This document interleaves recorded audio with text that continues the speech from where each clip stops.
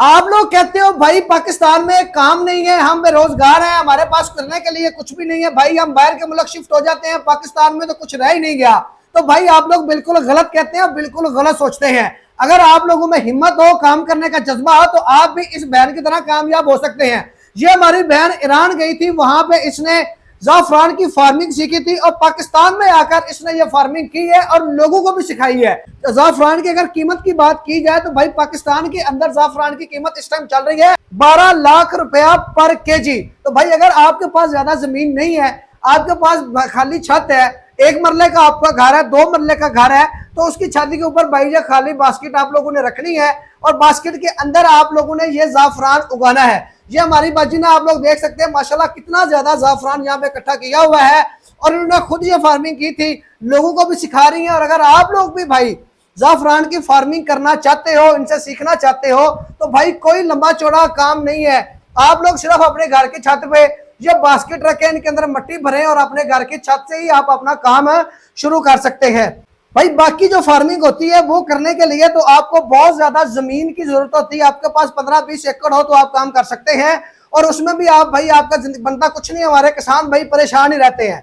भाई ये वाद फार्मिंग है जिसको आप एक मरले से भी शुरू कर सकते हो, अपने घर की छत से भी शुरू कर सकते हो और सिर्फ 15,000 का बीज आप इनसे ले लें और आप लोग इसको स्टार्ट करें। 15,000 रुपए में भाई आपको ये एक मरले का बीज दे देंगे। अस्सलाम वालेकुम जी। वालेकुम अस्सलाम। अगर मैं 15,000 रुपए का बीज लेता हूँ तो उसमें मुझे तकरीबन एक मरले का बीज मिल जाएगा। एक मरले का बीज मिलेगा। जबरदस्त होगा। तो अगर मैं इसको घर की छत पे लगाना चाहूँ तो 15,000 रुपए मुझे कितना बीज मिल जाएगा, कितनी बास्केट? छत पे अगर लगाती है ना मेरी माएँ बहनें या जो नौजवान नस्ल है या मेरे भाई ऐसे हैं जो पार्ट टाइम काम करना चाहते हैं, तो छत पे सिर्फ ये 10 टोकरियां लेके जाके ना उसमें काश्त कर सकते हैं 100 बीज।